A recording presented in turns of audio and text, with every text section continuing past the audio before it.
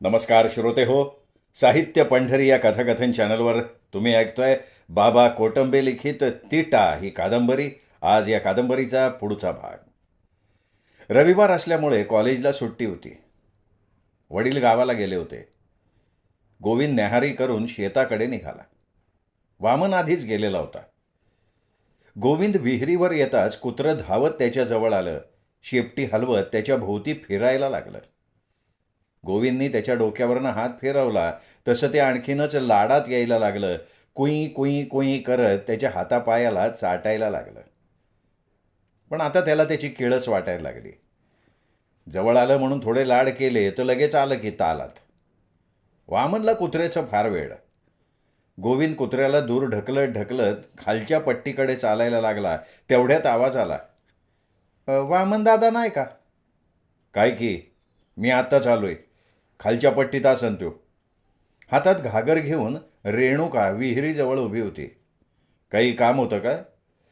"पाणी पाहिजे होतं. लाईन गेली आहे. आमच्या विहिरीच्या पायऱ्या अवघड आहेत. मला आत उतरता येत नाही ना." "मग एवढं सगळं सांगण्याऐवजी पाण्याची घागर भरून दे असं सांग की." ती काही न बोलता उभी राहिली. "आण ती घागर आण इकडे." तिने घागर त्याच्या हातात दिली. विहीर चिरेबंदी दगडांनी बांधलेली होती. धावत जाता येईल अशा पायऱ्या होत्या. गोविंदनं आतून घागर भरून आणली. कमरेवर घागर घेऊन ती चालायला लागली. गोविंदही खालच्या पट्टीकडे चालायला लागला. "आज काय कॉलेजला सुट्टी आहे वाटतं?" मागे वळून बघत तिने विचारलं. "तुला का चौकशी?" "नाही, आपलं सहज विचारलं." "तरी काहीतरी कारण असेल ना?" "जसं काय तुम्हाला माहीतच नाही." "हे बघ, उगाच कोड्यात बोलू नको. काय माहिती आहे मला?" "कोड्या बिड्यात काय बोलत नाही मी. घरात चर्चा ऐकली म्हणून बोलते मी." "कसली चर्चा?" "सांगतेस का देऊ घागर सांडून?" "द्या की सांडून. मला काय, तुम्हाला दुसरी काढून द्यायला लागन." "आधी मला सांग, कसली चर्चा आहे?" "अहो, आपल्या लग्नाची." "हां? तुला कोणी सांगितलं हे?" "बापूचं आणि माझ्या वडिलांचं बोलणं ऐकलं की मी." "माझ्याबरोबर लग्न करून तुला काय उपाशी मारायचं आहे का?" "तुम्ही बरं उपाशी मरून द्याल मला." "मग काय करणार मी? नोकरी मिळण्याची खात्री नाही, शेतातलं काम जमत नाही. मग उपाशी मारणार नाही तर काय होणार?" "कुणी उपाशी मरत नसते. देवानं जन्म दिला म्हणजे पोटापाण्याची व्यवस्था करावीच लागन ना त्याला." हे म्हणणं सोपं असतं का? नंतर पश्चात्तापाची वेळ येते. त्यासाठी जे काही करायचं आहे ना आपल्याला, ते विचार करून करावं. तुम्ही पोरी डोळे झाकून मायबाप म्हणतील ते करायला तयार होता. अहो, ते तरी कुठं आत्ताच करायचं म्हणते. जेव्हा तुमचं शिक्षण संपन तवाची गोष्ट आहे ही. "तू जा आता, पाणी घेऊन जा." ते बी खरंच आहे म्हणा. माणसं जेवायला बसलीत आणि मी आपली बसली इथं बोलत. घागर कमरेवर घेऊन ते चालायला लागले. पण अचानक समोर आलेल्या या प्रकरणानं गोविंद मात्र अस्वस्थ झाला. टीवायचा शेवटचा पेपर देऊन सगळे बाहेर पडले. 11वीपासून सोबत शिक्षण घेत असलेले सगळे उदास चेहऱ्याने कॉलेजच्या पायऱ्या उतरत होते. "गोविंद, तुझ्याजवळ किती पैसे आहेत?" श्याम्यानं गोविंदच्या खांद्यावर हात टाकत विचारलं. "असतील रे 5-6 रुपये. माझा पास संपलाय. परत जाताना तेही तिकिटाला लागतील." "नेहमी रडतो राव. कधीतरी 10-20 रुपये आहेत असं म्हणत जा." "हे बघ, तुझ्यासारखा माझा बाप किंवा भाऊ सर्व्हिसला असताना तर मी अवश्य म्हटलं असतं." "तुझा दोष नाही रे. आम्ही मैत्री तुझ्यासारख्या पैसेवाल्याबरोबर केली ना, ही आमची चूक झाली बघ. आमच्या गरिबीचे धिंडवडे काढायला तुला नेहमी आवडतं." गोविंद श्याम्याचा हात झिडकारत म्हणाला. "बस का? हीच केली का माझी पारख? हसी मजाक पण कळत नाही का रे तुला? हे 4-5 वर्षात आपण हे असंच ओळखले का एकमेकांना? हे बघ, तू मला काय म्हणायचंय ते म्हण. ते पैसे मला दे इकडं." "ही दादागिरी झाली हा? तू काय समज रे? तुला पैसे द्यावेच लागतील." "जाऊ दे ना श्याम्या, 5-6 रुपयांनी काय होणार आहे राव." श्यामेकडे बघत शालम्या म्हणाला. "अरे 5 तर तेवढेच सही." "अरे पण काम काय आहे ते सांगाल का नाही?" "दे म्हणलं ना लगे द्यायचं. पाय धू म्हणलं का गपचूप धुवायचे. हां, दुसरं काय विचारायचं नाही." जगू मोठ्यानं हसायला लागला. "तुला काय झालं रे दात काढायला?" गोविंद जगूवर डाफरला. "बघा आता, घेईना कोणाचं आणि बडिवलं गुरवाचं. ते श्याम्याचा राग माझ्यावर कशाला काढतो? तो श्याम्या काय म्हणला ना त्यामुळं मला हसायला आलं. आमच्या गावात एक लंगडा कोतवाले, त्याला असा उलटा प्रश्न कोणी विचारला की चावडी झाड म्हणलं का झाडायची, कोण येणार आहे ते विचारायचं नाही असं म्हणतो. समोरचा म्हणायचा मी कशाला म्हणू, चावडी झाडायचं काम तुझंच आहे. ते मग सगळे कोतवालाच्या फजितीला हसायचे आणि मग लंगडत लंगडत तो कोतवाल हळूच नेसटायचा. अशा आपल्या महाराष्ट्रातल्या म्हणी आहेत रे, मला त्याचं हसायला आलं. मी काय तुझ्या कोतवालासारखा निसटणार नाही. तुम्ही ना सगळे बदमाश झालेले आहात. हे घे. गोविंदने श्यामेच्या हातावर 5 रुपये ठेवले. हे काय 5च रुपये? 6 रुपयेत म्हणला होता ना. हो राहू दे तेवढा 1 रुपया खिशात. खिशात काय वाढणार आहे का तो? आण इकडं. घे झोड कुठला. काळजी करू नको रे तू. हे बघ, आज काय तू गावाकडं जाणार नाही. उद्या तुझी जायची व्यवस्था केली म्हणजे झालं ना. जगूच्या खोलीवर एकत्र जेवण करू. अरे उद्यापासून आपली होणार आहे फाटाफूट. भेटलो तरी सगळे एकदाच भेटणार नाहीत ना. अरे पण माझ्या 6 रुपयानं काय ऊद जळणार होता का? तुझ्या जवळचे पैसे काढून घेतले ना म्हणून तू थांबायला तयार झाला, नाही तर निसटला असता तू. आणि तुला सांगतो अशा लहान सहान कारणांनी चिडत जाऊ नको रे. प्रकृतीला चांगलं नसतंय ते. श्याम्या, आती होतंय बरं का तुझं. बरं बाबा, राहिलं, सॉरी. हे बघ, तू आणि जगू जा खोलीव, मी आणि सालम्या येतो तासाभरात. तेवढ्यात शफीबाईचा आवाज आला. चौघे हॉटेलच्या दिशेनं चालायला लागले. काय मग लागल्या वाटतं सुट्ट्या? हा, आता इथलं दाना पाणी संपलं. चालली पाखरं उडून आपापल्या घरट्याकडं. काय काय चांगलं बोलले बरं का श्यामराव तुम्ही. प्रत्येक माणूस काय एका निमित्ताने जवळ येत असते. चला सगळ्या पाखराईला चहा पाणी करतो, मग जाऊ उडून आपापल्या वाटानं. नाही नको शफीबाई, आम्ही अनेक वेळा तुमच्याकडनं चहा प्यायला आहे. पिलाय ना, आणखीन एकदा प्या मग. आता तुम्ही काय बार बार येणार आहे का? मुद्दाम चहा पिण्यासाठी म्हणून तुम्ही इथं येणारच नाही ना. चल 4-5 कड बनव एकदम फर्स्ट क्लास. सर्वांबरोबर शफीबाईंनीही चहा प्यायला. स्वतःचं वय विसरून सगळ्यांना गळ्याला गळा लावून भेटला.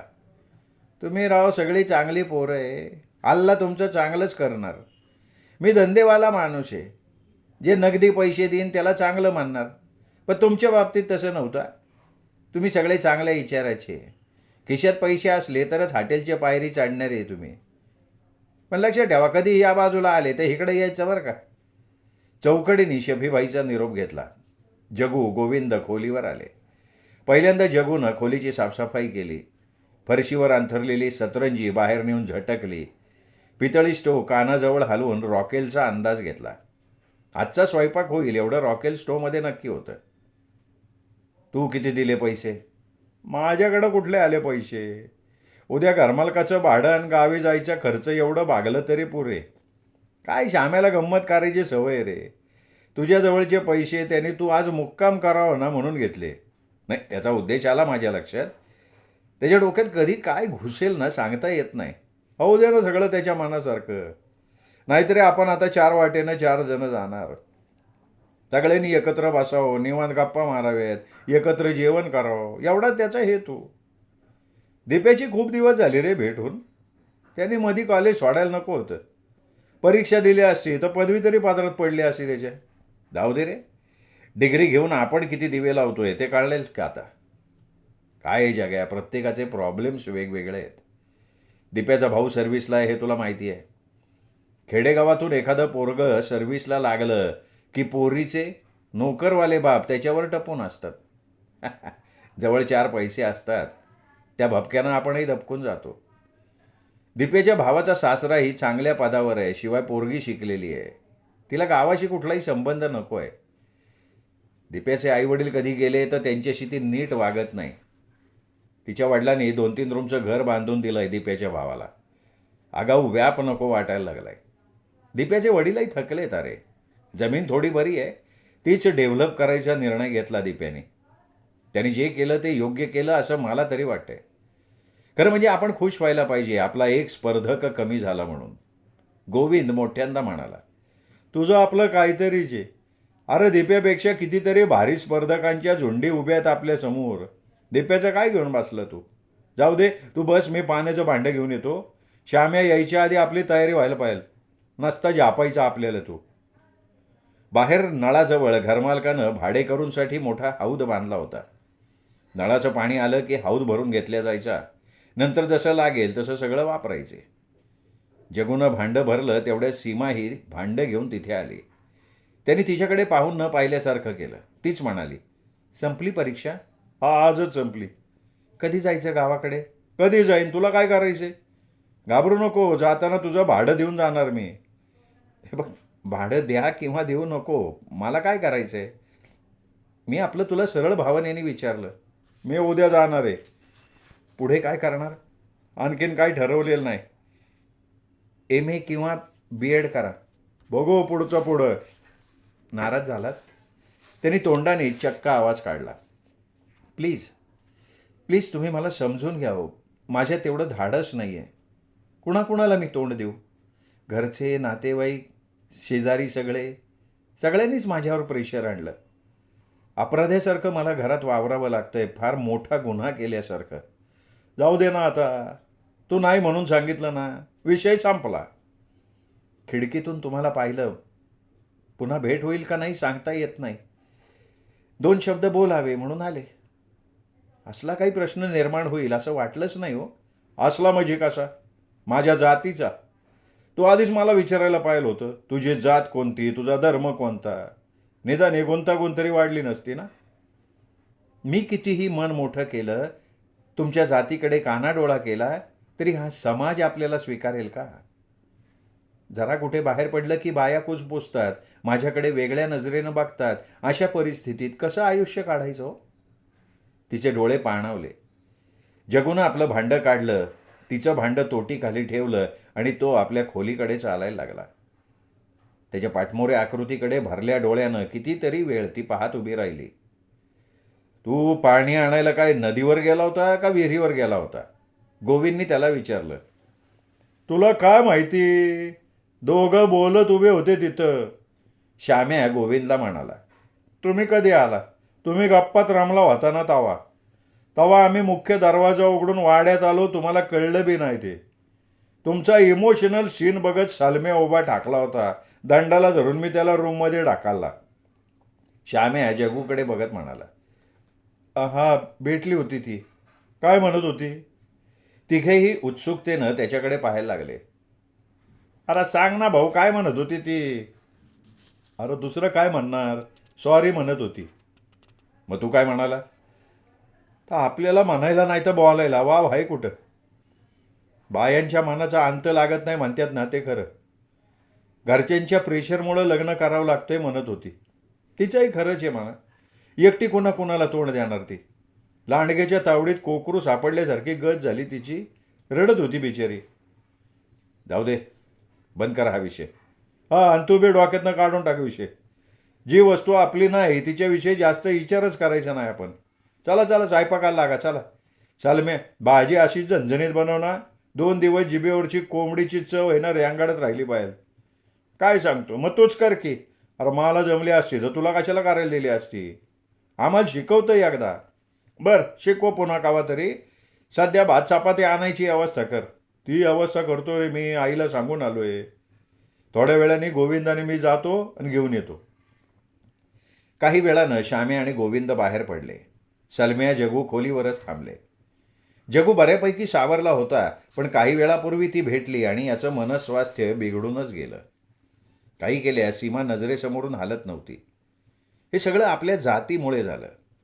उच्च जातीत जन्माला आलो असतो तर अशी मानहानी पत्करावी लागली नसती. ज्यांनी कोणी जाती निर्माण केल्या त्याला मानलं पाहिजे. काही शहाणे म्हणतात जाती देवाने निर्माण केल्या. बकवास आहे सब, झूठ आहे. तसं असतं तर जशी जनावरं वेगवेगळ्या जातीची असतात, म्हणजे कुत्रा, मांजर, गाय, म्हैस, माकड, तसं माणसाला का नाही बनवलं?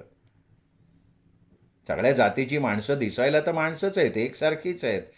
त्यापैकी एकालाही शेपटी किंवा 4 पाय नाही आहेत. सगळ्यांना वाचा आहे, बुद्धी आहे.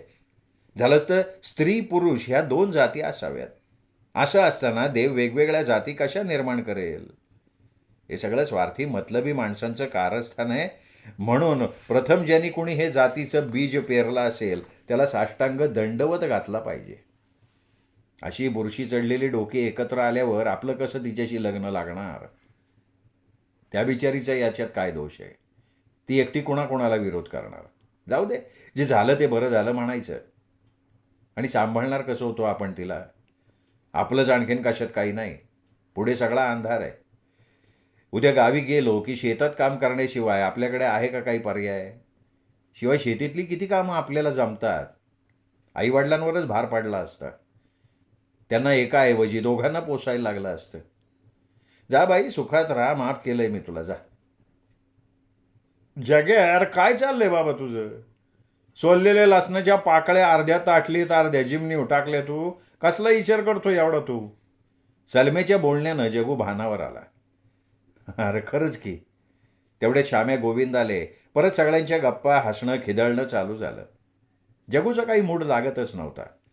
एकंदरीत नेहमीसारखी मैफल रंगली नाही. सगळ्यांनी जेवणं केली आणि बोलत बोलत जमिनीवर आडवे झाले. सकाळी श्याम्यानं गोविंदला स्टँडवर आणून सोडलं आणि तिकिटासाठी त्याच्या खिशात 10 रुपये टाकले. वामनला मुलगी झाल्याचं कळलं म्हणून उर्मिला वामनच्या आईला भेटायला घरी आली. का ग, कुणीकडं वाट चुकली तुझी? उर्मिलेला बघताच वामनची आई म्हणाली, अव तुम्ही आजी झाल्या म्हणून भेटाय आले. आज कळलं वय तुला? उद्या 8 दिवस होतीन. खरंच मला रात्री कळलं आत्या. मधी 4 दिवस मी माहेरला जाऊन आले. गोविंद दोघींचं बोलणं ऐकत होता. एका असे बसले नवीन नांदायला आलेल्या पोरीसारखे. खांबाला टेकून बसलेल्या गोविंदकडे बघत उर्मिला म्हणाली, अगं तुझ्या जिबीला काय हाड? तो काय आता लहान नाही राहिला? काय बी बोलती माय लेकराला. तुमचं लेकरू लय गुणच आहे. बोलायला लागल्यावर शानं येडं होईन असं बोलतेत ते. उर्मिलेच्या बोलण्यानं गोविंद चांगलाच गांगरला. तिला चांगलं खरमरीत उत्तर द्यावं असं त्याला वाटत होतं, पण आईसमोर तसं काही बोलणं योग्य नव्हतं. तरीही काहीतरी बोललं पाहिजे म्हणून तो बोलला. खरं तर वामनची मुलगी बघायला त्याच्या सासूरवाडीला जायला पाहिजे होतं तुम्ही. नुसतं आईला भेटून कसं चालेल? गोविंदच्या बोलण्यानं उर्मिला चांगलीच गोंधळली, तरी स्वतःला सावरत म्हणाली, बघा यांचं आपलं काहीतरी. महिना 15 दिवसाला इकडे येईनच किती, तेव्हा भेटता येईन की. हे गोविंद, गप की रे बाबा. ती काय मोकळी आहे वय? घरात एकटी बाई माणूस, तरी बी सगळं नेटानं करते ती. वर्ष माहेराला जात नाही, नाही तर आजीकडच्या पोरी 1-2 महिने झाले की लगी पळतात. ह्यांना असं नाही कळणार. तुम्ही लगीन करा म्हणजे तुम्हाला कळन. ती पुढं हे मागं. हां, येसन घातली का गडी आपोआप लाईनीवर येतोय. तुम्हाला जरा काही बोललं की तुम्ही माझ्या लग्नावरच काय येतो? सुखानं 4 घास खातोय, खाऊ द्या की. लग्नाच्या आधी समधे असेच म्हणतात. लगीन झाल्यावर 1 घास 2 जागी करून खात्यात. सगळ्यांच्या नशिबी तुमच्यासारखं सुख नसतं वहिनी. माझं लग्न होईल तेव्हा होईल, पण तुम्हाला सांगितल्याशिवाय मी काय करणार नाही हे नक्की. खरं सांगू का वहिनी, तुम्ही फार मतलबी आहे. काम पडलं की गोड बोलून करून घेता. काम झालं की तोंड फिरवता. पूर्वी बघा तुमची रोज घरी नाही तर मळ्यात चक्कर असायची. आता 6-6 महिने तुम्ही फिरकत नाही. आता खऱ्या संसारात रमलाय तुम्ही. नवरा, मुलगी, तुम्ही सगळा आनंदी आनंद आहे. होय का नाही? गोविंद कुठल्या उद्देशानं बोलतोय हे तिला कळत नव्हतं. पण मनात येत होतं आपल्याविषयी याला काही कळलं तर नसेल. पण तसं काही होणार नाही. चोराच्या मनात चांदणं म्हणतात ना, ते याला. ती काही बोलली नाही, कारण काय बोलावं हे तिला सुचत नव्हतं. मोठाले डोळे करून एकदा तिने त्याच्याकडे बघितलं. आत्या, चलते मी. यांना नाही काय काम म्हणून वायफळ बोलणं सुचतंय. उर्मिला निघून गेली. कशाला रोग तिला चिडवतो? 2-4 वर्षांनी तुझ्यापेक्षा मोठी ती. बोलायला भाबडी ती, पण मनानं लय चांगली. सासू नाही, घरात शिकवाय सावराय कोणी नाही. नाही तर आजकालच्या पोरी. अरे सासऱ्याला ही बापासारखं जपती. दोघं नवरा बायको विचारानं वागत्यात. संसारात इगुतीने वागलं तर संसार वय. नाही तर संसाराचा जोक सरवायला वेळ नाही लागत. सगळे कसे गुन्ह्या गोविंदानं वागतात तिथं. बाई खरं आहे तुझं, मी थट्टा केली ग. ती मोकळं बोलते म्हणून मी थट्टा केली. भोळी आहे, मनानं चांगली आहे, काय मला कळत नाही का? तिच्या सुखाचा वाटेकरी आपला वामन आहे हे आईला कुठे माहिती होतं. गोविंद, हाय का घरी गोविंद? बाहेर दारात तात्यासाहेबांचा गडी उभा होता. हो नाही. गोविंद बाहेर आला. साहेबांनी बोलिवले का? काही काम आहे का? काय माहिती मला तरी. आपलं काम बलीव म्हणलं लगे बोलवून आणायचं.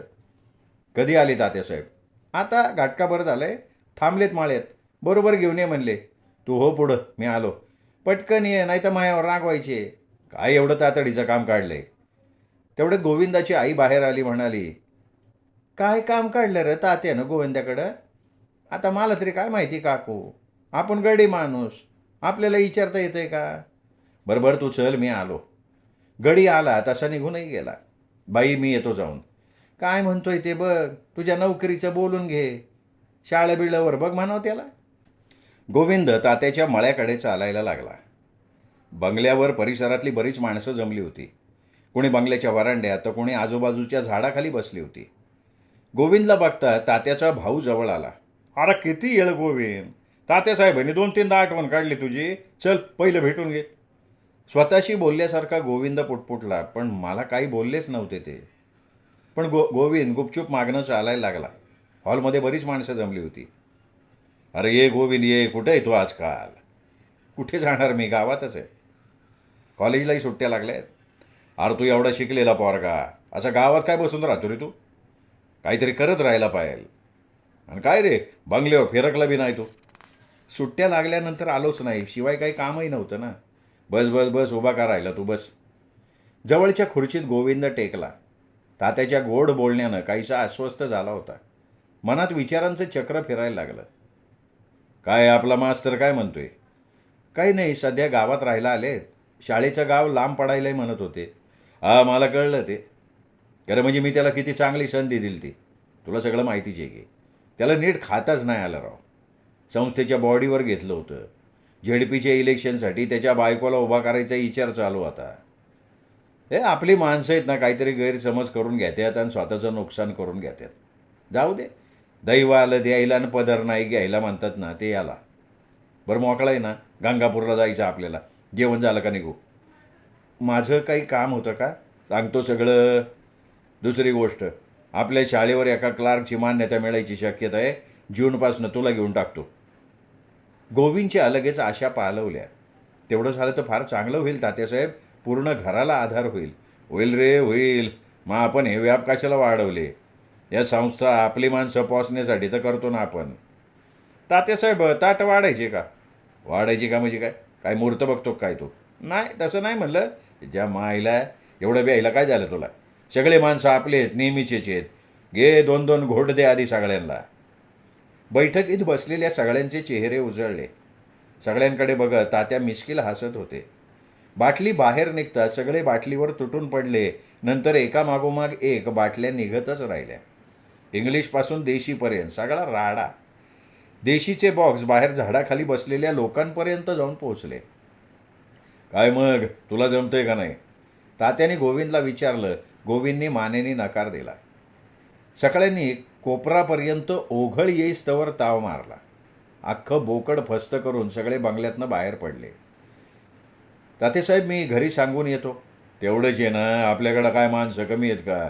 कोणी घरी निरोप देईन की, ए अरे याच्या घरी सांग माझ्याबरोबर चाललाय म्हणून. जवळ उभ्या असलेल्या गड्याकडे बघत तात्या म्हणाले. गाडी गंगापूरच्या दिशेनं धावायला लागली. तात्याचे शेजारी गोविंद अंग चोरून बसला होता. मनात नाही त्या शंका डोकवत होत्या. एवढी माणसांची फौज असताना तात्या आपल्याच मागे का लागला आहे? याच्याकडे कार्यकर्ते काय कमी आहेत का? गोविंद, पिंपळगावला मतदारांची थोडी चुळबुळ सुरू झालेली दिसती. खरं म्हणजे तिथलं 75% मतदान आपल्याला होत गेलं आहे. पण या वेळेला थोडीशी गडबड झालेली दिसते. निवडणूक तोंडावर आली, त्याच्या आधी काहीतरी बंदोबस्त करायला पाहिजे. शेना तिथं आपली बाजू पक्की करायला बघती. ते सरळ आपल्याशी 2 हात नाही करू शकत. आणि आपल्याला हे उघड उघड त्यांच्याशी वैर घ्यायचं नाही. आज पिंपळगावला आपले काय कार्यकर्ते जाणार आहेत, त्यांच्यासोबत एक विश्वासू माणूस आहे आपला. बाकी सगळं तो बघन. काम झाल्यावर तो माझ्याशी संपर्क करल, तेव्हा मी त्याला तुला भेटायला सांगणार आहे. हां, त्यांना तुझं नाव माहिती नाही ना गाव माहिती. चटरपटर कामं कोणाकडून बी करून घेता येतात. पण जिथं व्यवहार येतो ना, तिथं मात्र विश्वासाचं माणूस पाहिजे. तू ठरलेली रक्कम त्यांना देऊन टाकायची आणि तुझं तू निघून यायचं. नाही ते ठीक आहे, पण हे कार्यकर्ते नेमकं काय करणार आहेत तिथे? तू आपला माणूस आहे, तुझ्यापासून काय लपवून ठेवणार नाही मी. पण सगळं सांगत बसायला आत्ता माझ्याकडे वेळ बी नाही. शिवाय ते जे काय करतील त्याच्याशी तुझा काही संबंधच नाही. काम न करता त्यांनी पैसे लाटू नये म्हणून तुझ्याकडे हे काम देतोय मी. तात्या म्हणतोय तेवढं हे काम सरळ नसणार याची कल्पना गोविंदला आली. पण यातनं आपली सुटका कशी करून घ्यावी हे काही त्याच्या लक्षात येईना. आणि आता ते शक्यही नव्हतं. श्रोते हो, हा होता आजचा भाग बाबा कोटंबे लिखित टीटा या कादंबरीचा. या कादंबरीचा शेवटचा भाग श्रोते हो उद्या तुम्ही ऐकणार आहात साहित्य पंढरी या कथाकथन चॅनलवर. नमस्कार.